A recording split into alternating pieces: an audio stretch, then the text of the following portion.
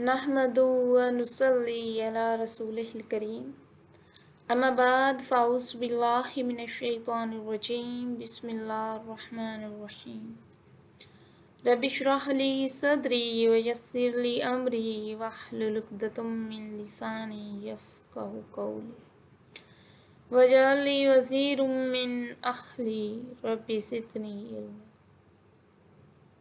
अस्सलामु अलैकुम व रहमतुल्लाहि व बरकातुहू। मेरी प्यारी दोस्तों, बहनों, साथियों, आज हम बात करने वाले हैं रमज़ान के असरात के बारे में।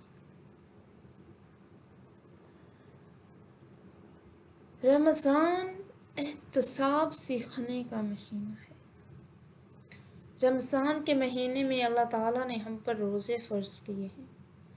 रोज़े के बारे में नबी करीम सल्लल्लाहु अलैहि वसल्लम ने फरमाया, जिसने ईमान और सवाब की नीयत के साथ रमज़ान के रोज़े रखे, उसके पिछले सारे गुनाह माफ़ कर दिए जाए।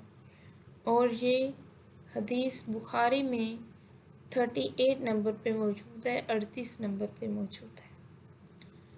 यहाँ एहतसाब से मुराद सवाब की नीयत और अखलास सभी कुछ है।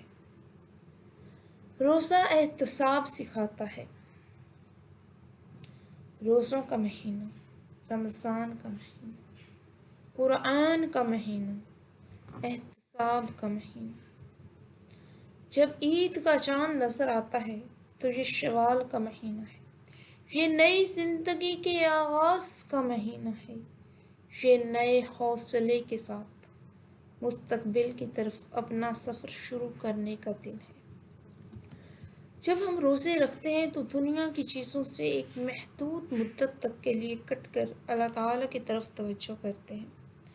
हत्ता कि जो हमारी फितरी ज़रूरियात हैं, जैसे खाना पीना, इन सब में भी कमी कर लेते हैं। रमज़ान का एहतिकाफ़ इसके इंतहाई सूरत है, जब बंदा हर एक से क़त्अ ताल्लुक़ करके अल्लाह ताला के घर में क़याम पज़ीर हो जाता है। एहतिकाफ़ का मतलब लोगों को राहिब बनाना नहीं है। एहतिकाफ़ इसलिए किया जाता है कि हिसाब किताब के दिन से पहले अपना एहतसाब कर ले। ये दिन, ये रातें बहुत कीमती हैं। ये इबादत इसलिए है ताकि ज़िंदगी के लिए उम्दा तरीके से तैयारी हो सके। जब रमज़ान ख़त्म होता है और ईद आती है तो वक्ती तौर पर ऐसा लगता है कि जैसे एहतसाब का वक्त ख़त्म हो गया। असलन ईद फेस आउट करने के लिए आती है ताकि नए शऊर के साथ, नई अमली कुव्वत के साथ नए सिरे से ज़िंदगी के मैदान में दाखिल हो जाए। कितना सरमाया है जो रमज़ान में अल्लाह ताला की रहमत से इकट्ठा किया जाता है, जैसे सब्र, अल्लाह ताला का ताल्लुक़, तज़किया नफ्स। जब दोबारा दुनिया के हंगामों में जाना है तो इन सब चीज़ों ने कैसे काम आना है। रोज़े में कोई शक नहीं कि हम वक्ती तौर पर मादी दुनिया से एक हद तक कटते हैं और ईद से हम दोबारा इस दुनिया में लौट आते हैं। जिस तरह रोज़ा महज भूख प्यास नहीं, ऐसे ही ईद भी महज खुशी और खेल तमाशा नहीं है। अगर रोज़ा अल्लाह ताला के करीब होने की कोशिश है तो ईद अगले नए साल का बेहतर आगाज़ है। रोज़ा रखने वाले कैसे अल्लाह ताला की तकदीर के मुताबिक नई ज़िंदगी का आगाज़ करते हैं। आए अहद कर लें कि ईद के दिन को अपने लिए हयात नौ का आगाज़ बनाएंगे। इसे अपनी दीनी ज़िंदगी, अपनी मिली ज़िंदगी के लिए तामीर का दिन बनाएंगे। आज तो हम नए हौसलों के साथ, नई ईमानी कुव्वत के साथ नई ज़िंदगी में इस तरह दाखिल होंगे कि हमारा सीना अल्लाह ताला के नूर से रोशन हो, हमारी मस्जिदें अल्लाह ताला के ज़िक्र से आबाद हों, हमारे घर अल्लाह ताला के लिए तवाज़े इख्तियार करने वालों और मुत्तकियों के घर बन जाएं। हम एक होकर ये कोशिश शुरू करें تاکہ دنیا میں اللہ تعالیٰ کی نصرت ہمیں ملے اور آخرت میں اللہ تعالیٰ کی جنت ملے۔ عید کا آنا روزہ رکھنے والوں کے لیے کتنی بڑی خوشخبری ہے۔ یہ اعلان ہے کہ اگر ہم نے اپنی زندگی میں روزے کی روح کو استعمال کیا تو دونوں جہانوں کی خوشیوں سے ہم کنار ہوں گے۔ عید کیا ہے؟ عید خوشخبری ہے۔ عید اعلان ہے اس بات کا کہ ہم ہمیشہ کی خوشی کو پا سکتے ہیں۔ ہم اسی کی طرف جا رہے ہیں۔ ہم اس خوشی کے کنارے تک پہنچ گئے۔ ہم منزل تک پہنچنے کے لیے آگے بڑھ رہے ہیں۔ روزوں نے جو ہماری مدد کی ہے، ہمیں اللہ تعالیٰ نے صبر سیکھنے کی توفیق دی ہے، تعلق باللہ کی جو قوت ملی ہے، ابھی تو بھرپور طور پر استعمال کرنے کا وقت آیا ہے۔ اس کے بعد ہی کامیابی کی آخری منزل تک پہنچے گی۔ عید کا دن خوشی کا دن ہے، لیکن خوشی کے ساتھ ساتھ یہ عہد کا دن بھی ہے۔ آئیں سب مل کر عہد کریں کہ ہم سچے مسلمان بنیں گے۔ ہم اپنے مستقبل کی تعمیر کے لیے کوشش کریں گے۔ ہم اپنی عید کو حقیقی خوشی کا دن بنائیں گے انشاءاللہ تعالی العزیز۔ رمضان کے بعد نئی زندگی کے لیے لاہے عمل مرتب کرنے کی ضرورت ہے۔ رمضان کے بعد بھی اخلاص کے ساتھ اور رسول اللہ صلی اللہ علیہ وسلم کی سنت کی پیروی کرتے ہوئے عمل کرنا ہے۔ پہلی بات تو یہ ہے کہ رمضان کا روزہ اخلاص سکھاتا ہے۔ اب اللہ تعالیٰ کے لیے خالص ہو کر اور نبی صلی اللہ علیہ وسلم کی سنت کے مطابق تمام اعمال انجام دینے ہیں۔ اخلاص اعمال کی قبولیت کے لیے شرط ہے۔ اخلاص دل کی عبادت ہے۔ اخلاص بظاہر مشکل عمل نظر آتا ہے، لیکن اخلاص کا ہی تو اللہ تعالیٰ نے ہمیں حکم دیا ہے۔ قرآن مجید کی سورہ البینہ کے اندر اللہ رب العزت فرماتے ہیں، انہیں اس کے سوا کوئی حکم نہیں دیا گیا تھا مگر یہ کہ دین کو اس کے لیے خالص کر کے اس کی عبادت کریں۔ ہر کام سے پہلے نیت تو یہی ہونی چاہیے کہ اللہ تعالیٰ راضی ہو جائے۔ دیکھیں زندگی میں سب لوگ مختلف کام کرتے ہیں، کسی نے پڑھانا ہے، کسی نے بزنس کرنا ہے، کسی نے سروسز انجام دینی ہے۔ اخلاص یہ ہے کہ ہم ہر کام سے پہلے اللہ تعالیٰ کی طرف رخ کر کے کہیں کہ یا اللہ تو جانتا ہے جو کچھ ہم چاہتے ہیں، تیرے سوا ہر چیز نے فنا ہو جانا ہے۔ میں نے اگر یہ کام دنیا کے لیے کیا تو فنا ہو جائے گا، لوگوں کی خوشنودی کے لیے کیا تو لوگوں کی طرف چلا جائے گا۔ تو نے خود ارشاد فرمایا ہے سورہ الفرقان کی آیت نمبر 23 کے اندر اللہ رب العزت فرماتے ہیں، اور ہم ان کے ہر عمل کی طرف آئیں گے جو انہوں نے کوئی بھی عمل کیا تھا تو ہم اسے اڑتی ہوئی خاک بنا دیں گے۔ دیکھیں روزہ رکھا تھا اللہ تعالیٰ کے لیے، اس کی رضا کے لیے بھوک پیاس برداشت کی، اس کی رضا کے لیے جاگے۔ اخلاص کی وجہ سے اللہ تعالیٰ سے امید ہے کہ وہ ہمارے روزوں کو قبول کریں گے۔ اس کو راضی کرنے کی فکر رہی تو امید باندھنا بھی مل گیا، لیکن اگر دکھاوے کے لیے کیا تو دکھاوے کے ساتھ تو کوئی عمل قبول نہیں۔ نبی کریم صلی اللہ علیہ وآلہ وسلم نے فرمایا، جس نے میرے ساتھ کسی عمل میں کسی کو شریک کیا تو میں نے اسے اور اس کے شرک کو چھوڑ دیا۔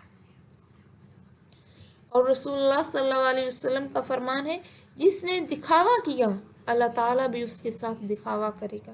جس نے شہرت طلب کرنے کے لیے کوئی نیک کام کیا اللہ تعالیٰ بھی اس کے ساتھ ایسا ہی سلوک کرے گا۔ اللہ تعالیٰ نے تو ہمیں یہی حکم دیا تھا کہ دین کو اللہ تعالیٰ ہی کے لیے خالص کرتے رہو۔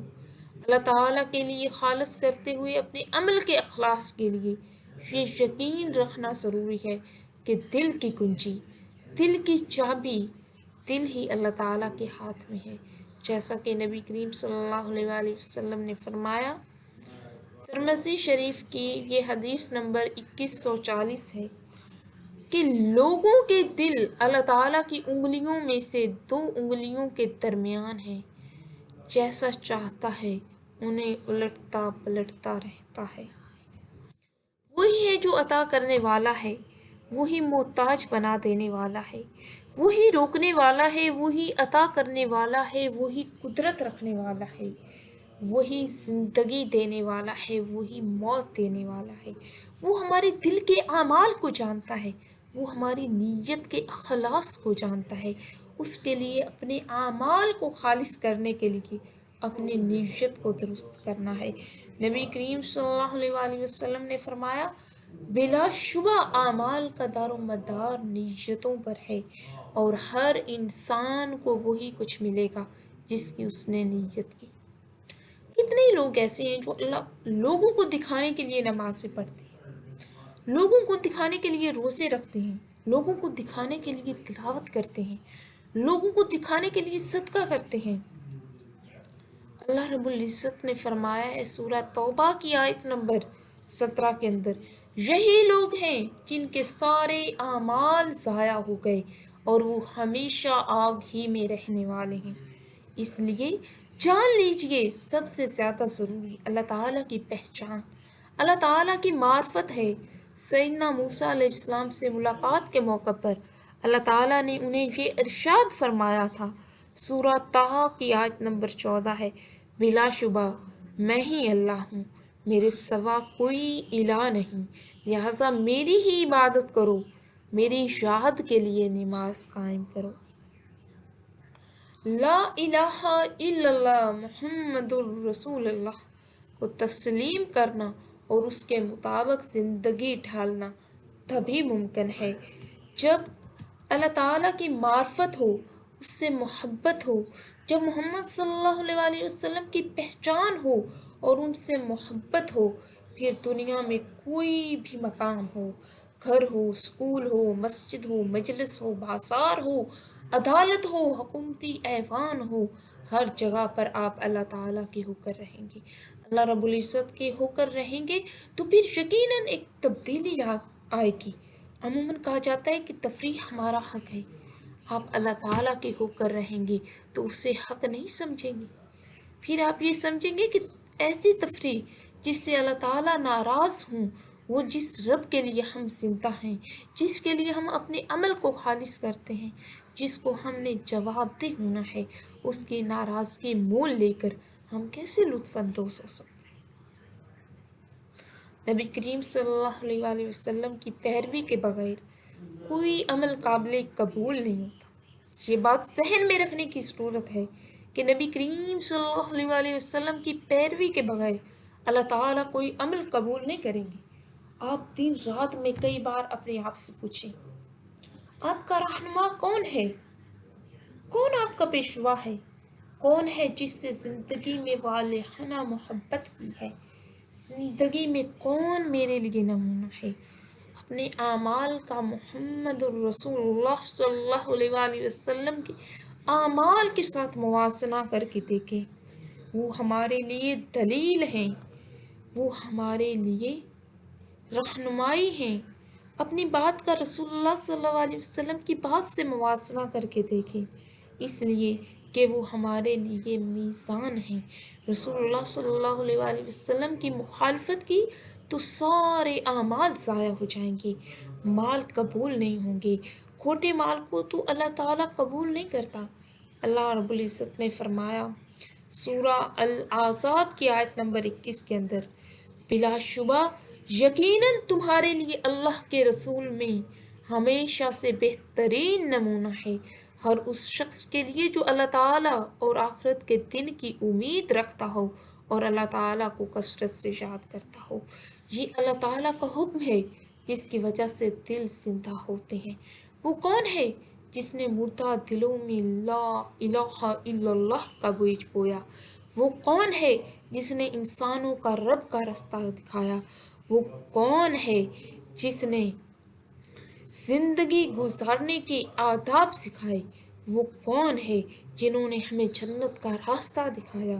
ہمیں اپنی حیات میں دیکھنا ہے کہ نماز میں، روزے میں، زکوٰۃ میں، صدقات میں آپ صلی اللہ علیہ وآلہ وسلم کا کیا طرز عمل تھا۔ حافظ ابن قیم رحمہ اللہ زاد المعاد میں لکھتے ہیں، رسول اللہ صلی اللہ علیہ وآلہ وسلم روزے میں سب لوگوں سے بڑھ کر صبر کرتے تھے۔ آپ وصال کا روزہ رکھ لیتے تھے، یعنی کچھ کھائے پیے بغیر اگلے دن کا روزہ رکھ لیتے۔ صحابہ کرام رضی اللہ تعالی عنہم نے بھی وصال کا ارادہ کیا تو آپ صلی اللہ علیہ وآلہ وسلم نے صحابہ کرام رضی اللہ تعالی عنہم سے فرمایا، یہ حدیث صحیح بخاری کی 1964 نمبر حدیث ہے، 1964۔ تو رسول کریم صلی اللہ علیہ وآلہ وسلم نے صحابہ کرام رضی اللہ تعالی عنہم سے فرمایا، میں تمہاری طرح نہیں ہوں، میں رات کو جاگتا ہوں، میرا رب مجھے کھلاتا ہے اور وہی مجھے پلاتا ہے۔ حافظ ابن قیم رحمہ اللہ لکھتے ہیں، یہ کھانا پینا زہری اور مسیوس نہیں تھا، معنوی اعتبار سے روحانی کھانا تھا۔ حکمت، دانائی اور معرفت کی صورت میں آپ صلی اللہ علیہ وآلہ وسلم کو رزق دیا جاتا تھا۔ حافظ ابن قیم رحمہ اللہ کہتے ہیں، اللہ سبحانہ و تعالی نبی کریم صلی اللہ علیہ وآلہ وسلم کو معرفت اور دانائی کی صورت میں روحانی غذا عطا کرتے تھے۔ وصال کے روزے میں یہی آپ صلی اللہ علیہ وآلہ وسلم کا کھانا ہوتا تھا۔ ہمیں اخلاص کے ساتھ ساتھ ان چیزوں کو بھی دیکھنا ہے جن کا اخلاص سے تعلق ہے، جیسے اخلاص کا تعلق سچائی سے ہے، اور سچائی یہ ہے کہ اپنی عبادت میں سچی ہو جائیں، گفتگو میں سچائی اپنائیں، عمل میں سچائی اپنائیں۔ نبی کریم صلی اللہ علیہ وآلہ وسلم نے فرمایا، سچائی نیکی کی راہ دکھاتی ہے اور نیکی جنت کی راہ دکھاتی ہے۔ آدمی سچ بولتا رہتا ہے، سچ کا متلاشی رہتا ہے، یہاں تک کہ اللہ تعالیٰ کے یہاں سچا لکھ دیا جاتا ہے۔ سچائی کا اصل مفہوم یہ ہے کہ ہم اپنی عبادت میں سچے ہو جائیں، اور عبادت سچی کیسے ہو سکتی ہے؟ وہی سچی عبادت ہے جو نبی کریم صلی اللہ علیہ وآلہ وسلم کی سنت کے مطابق ہو جائے۔ سچائی احسن عمل ہے۔ اللہ تعالیٰ سے دعا ہے ہمیں سچائی کے راستے پر چلنے کی توفیق عطا فرمائے، آمین یا رب العالمین۔ گناہوں سے اپنے تمام اعضاء کی حفاظت کرنی ہے۔ اس سلسلے میں دوسرا اہم کام یہ ہے کہ ہم اپنے تمام اعضاء کی حفاظت کریں۔ ہم نے رمضان میں دل کا روزہ رکھنا سیکھا تھا۔ ہم نے سیکھا تھا کہ کیسے اپنے دل کو برے خیالات کی آماجگاہ نہیں بننے دینا، کیسے اسے بدگمانی سے، کینے سے، بغض سے اور حسد سے بچانا ہے۔ اسی طرح سے ہم نے آنکھ کا روزہ رکھنا سیکھا تھا کہ کیسے اپنی نظروں کو اللہ تعالیٰ کی نافرمانی سے بچانا ہے، کیسے اپنے کانوں کو، اپنی زبان کو اللہ تعالیٰ کی نافرمانی سے بچانا ہے۔ اعضاء کی حفاظت بہت اہم کام ہے۔ دل کا روزہ، روزے کا مفہوم کیا ہے؟ ہم صبح صادق سے طلوع آفتاب تک کھانا پینا چھوڑتے ہیں، غروب آفتاب تک، لیکن اصل مقصد یہ ہے کہ برائی، تکبر، خود پسندی، کینہ، حسد کو چھوڑ دیں۔ یہی دل کا روزہ ہے۔ پیٹ کا روزہ کیسے ہو سکتا ہے؟ جب تک کہ دل کا روزہ نہ ہو، وہ شخص روزہ دار کیسے کہلا سکتا ہے؟ جو برے اور باطل اعتقادات اور نظریات رکھتا ہو، جو کتاب و سنت کا مذاق اڑائے، جو تکبر سے پیش آئے، جو اپنے عہدے پر فخر کرے، جس کا دل فرعون کی مانند ہو، جو نماز پڑھے، روزے رکھے، حج کرے، لیکن نہ سلام کا جواب دے، نہ مسکرائے، نہ اسلام کے کسی حکم کو جانے۔ شیطان انسان کے دل کے اندر یہ ڈالتا ہے کہ تم بہت بڑے ہو۔ ساری سوسائٹی تکبر میں مبتلا ہے۔ سیلفی کلچر نے تکبر میں اور آگے بڑھا دیا، اور تکبر کی وجہ سے لوگ مسکراتے نہیں۔ تکبر کی وجہ سے لوگ کس طرح سے ایک دوسرے کے ساتھ نرمی اختیار نہیں کرتے اور رعب ڈالتے ہیں۔ دل کا روزہ یہ ہے کہ ہم تکبر سے بچیں اور باطل نظریات سے بچیں، شکوک و شبہات سے بچیں اور ہدایت کے راستے پر آئیں۔ تکبر کا علاج دو چیزوں سے ہوتا ہے، ایک اللہ تعالیٰ کی کتاب پر غور و فکر کرنا، اور دوسرا اللہ رب العزت کی طرف کامل توجہ کرنا۔ ان دو چیزوں کی وجہ سے وسوسے دور ہو جاتے ہیں اور پھر انسان تواضع اختیار کرتا ہے۔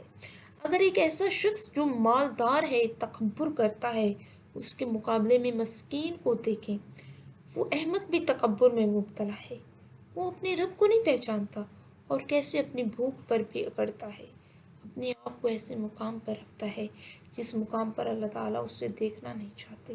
انسان خواہ کتنے بڑے مقام پر چلا جائے، اگر ایمان نہیں تو جوتی کے تسمے کے برابر بھی اس کی اوقات نہیں۔ فرعون کو دنیا میں سب سے بڑا منصب ملا، وہ سنتا تھا کہ مصر کی نہریں میری حکم سے چلتی ہیں، لیکن اپنی زندگی کے آخری لمحات میں اس نے کہا۔ سورہ یونس کی آیت نمبر 90 میں اللہ رب فرماتے ہیں کہ فرعون نے اپنی زندگی کے آخری لمحات میں کہا، میں ایمان لایا اس کے سوا کوئی معبود نہیں جس پر بنی اسرائیل ایمان لائے ہیں، اور میں فرما برداروں میں سے ہوں۔ پھر کہاں گیا منصب اور کہاں گیا عہدہ اور کہاں گیا جاہ و جلال؟ اسی طرح آنکھوں کا روزہ رکھ کر کس طرح سے ان حرام چیزوں سے خود کو بچانے کی کوشش کی جاتی ہے جن سے اللہ تعالیٰ ناراض ہوتا ہے۔ اللہ تعالیٰ نے نظروں کو جھکانے کا حکم دیا ہے۔ سورہ نور کے اندر اللہ رب العزت فرماتے ہیں، آپ مومن مردوں سے کہہ دیں کہ وہ اپنی نگاہیں نیچی رکھیں اور اپنی شرمگاہوں کی حفاظت کریں۔